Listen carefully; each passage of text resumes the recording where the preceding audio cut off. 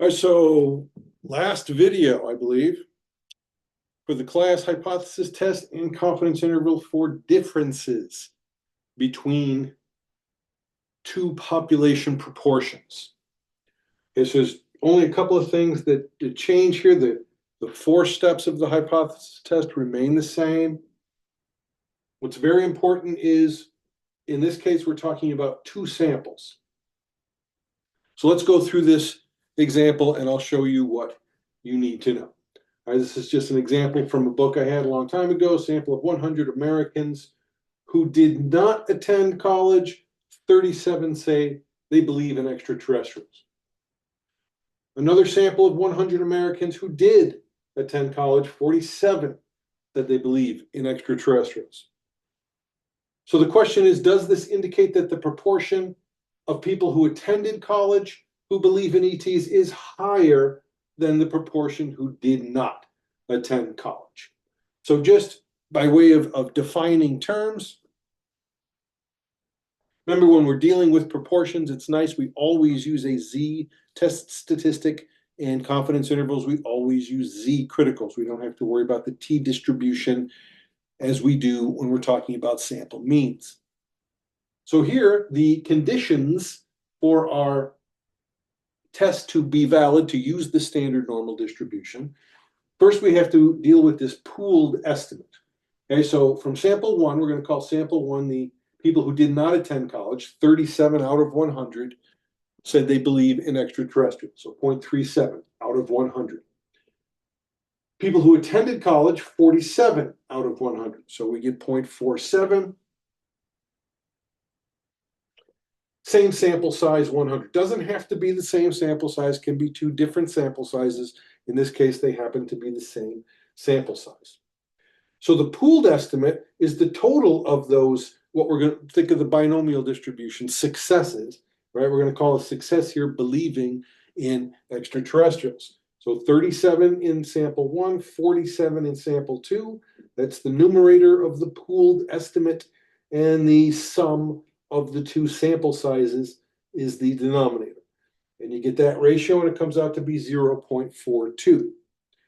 And just like p hat and q was 1 minus p hat, here we're going to call this p bar, and q bar is going to be 1 minus that value. So here we get 0.42 for p bar and 0.58 for q bar, right? And then the conditions are based on these pooled estimates. We need these four conditions to be satisfied: the first sample size times p bar, the first sample size times q bar, the second sample size times p bar, and the second sample size times q bar all have to be greater than 5. In this case, they are, so we can use the standard normal distribution to perform our test. So again, just to understand what we're doing, right? We are interested in these unknown population parameters, right? Remember, we called population measures parameters and sample measures statistics.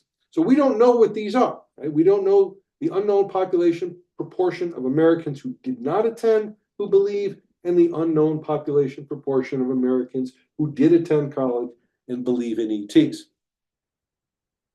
So we're going to test the hypothesis. We're asked to test the hypothesis that the proportion of people who attended college is higher than the proportion who did not. So we've labeled the p sub 2 as the proportion of people who did attend college. We think that proportion is greater than the proportion who believe who did not attend college, right? So these are all forms of the alternative hypothesis. This is what we're looking for. We're going into the test thinking they're the same. Okay? We're going into the test thinking that these two things are the same. Right? Remember, innocent until proven guilty. Null hypothesis is innocence until we have overwhelming evidence decided by our alpha level to overturn that null hypothesis and go with the alternative. We're looking for evidence that the second proportion is greater than the first. Or we can frame it like this: if this is true, then this is going to be true. If this is larger than this, then the difference between them will be greater than 0. And we'll have a light here. Or if we switch the order, then it's going to be less than 0. Right? So either of these two will serve as our alternative hypothesis. A little more light on that. All right, so if you do it this way, it's going to be a one-sided to the right alternative hypothesis. If you frame it this way, it's going to be a one-sided to the left alternative hypothesis. That's why it's very important to frame the null hypothesis and the alternative correctly so that it's clear what you're looking for. All right, so now let's look at the actual test. And we've gathered the information. Oh, this is all the information you need.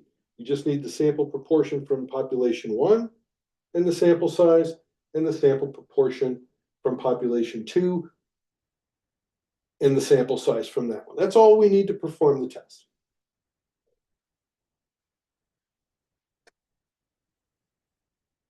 All right.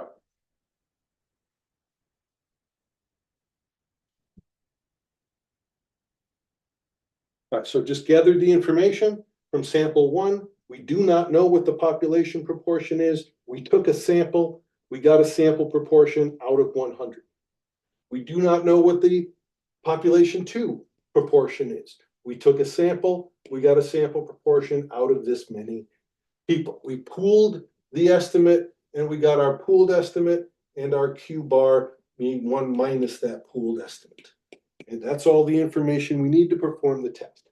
Same 4 steps as always. Step 1, form the hypothesis. I'm going to frame it as P2 minus P1 being 0. That's the null hypothesis. We're going in thinking there is no difference. And then I'm going to say this direction, which is going to make it a one-sided to the right alternative, that this one is larger than this one, making this difference greater than 0. And we were given an alpha level to work with.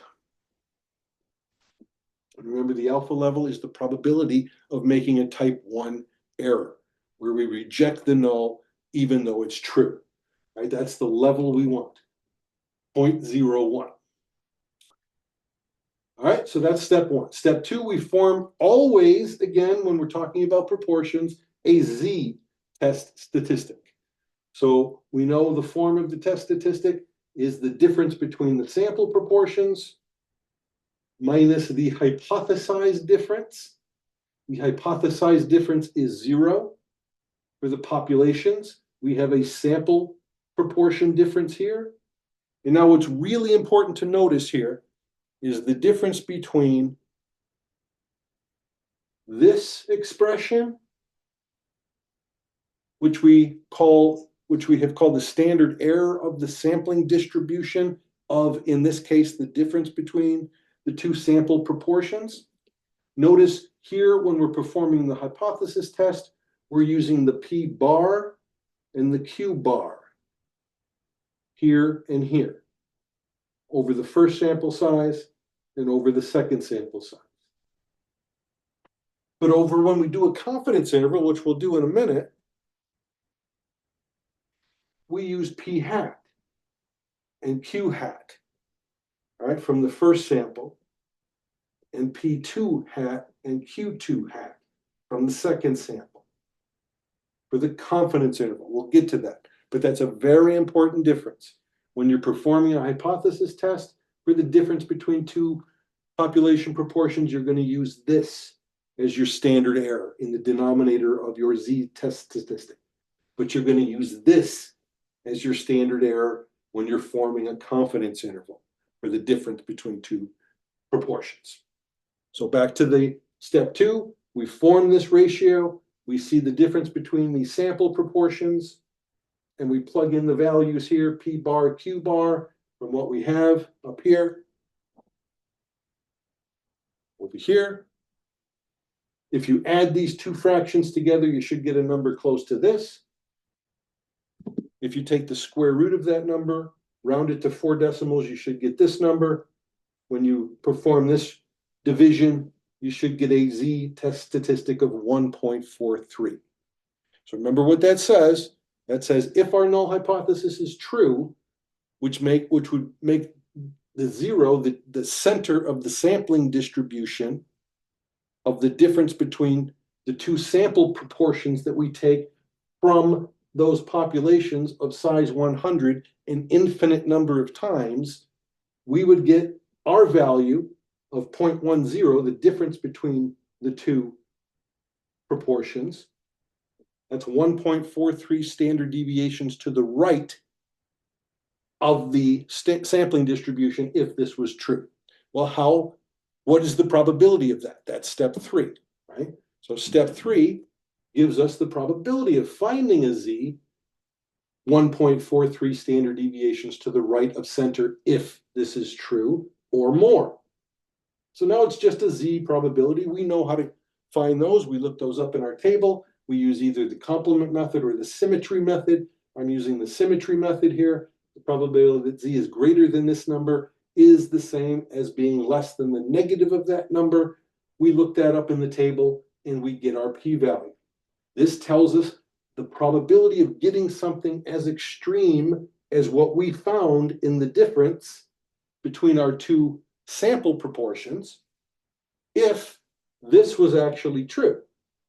And we're going to get it 7.64% of the time. Not a large percentage of the time, but a much higher percentage of the time than our alpha level allows.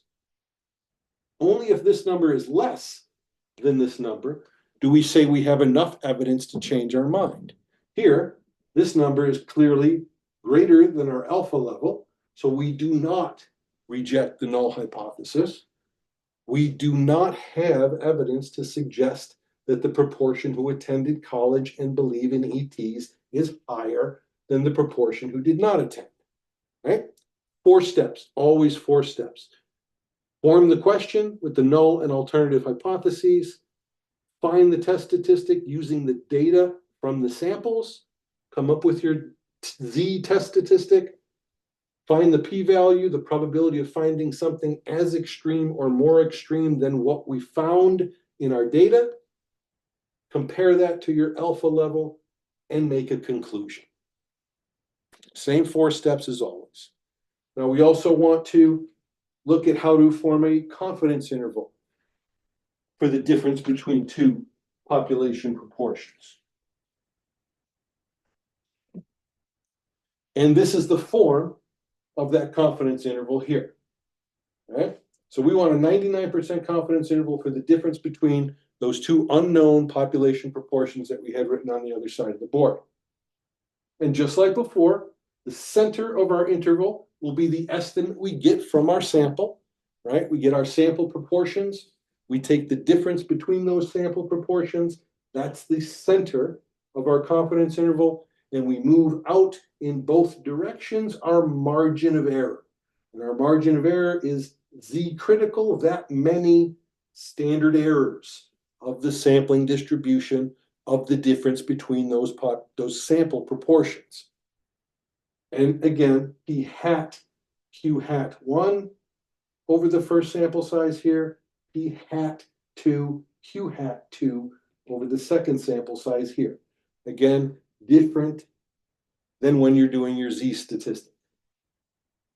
Right, well, we have all those values, right? We have all those values. We just plug them in. We plug them into the confidence interval formula. That's the center of our distribution. 2.575 is the z critical for 99%. Hopefully you have that memorized by now. If not, look it up. So z critical, we plug in the numbers p hat 1, q hat 1 over the first sample size, p hat 2, q hat 2 over the second sample size. We take the square root of that sum. You should get this number. Notice this is very close to the number we got in the z statistic, but a little bit different, just a little bit different. Makes a difference. And if you multiply that standard error by the z critical, you'll get the margin of error. So that's the margin of error there, 0.1787. which gives us this confidence interval, 99% confidence interval for the difference between those two unknown population proportions is either 0.2787 on the right-hand side, so P2 minus P1 can be greater. The second population can be greater by 0.2787, or it can be less by this much. Okay, that's the 99% confidence interval for the difference between these two unknown population proportions. All right, so confidence intervals and hypothesis tests for the difference between two unknown population proportions.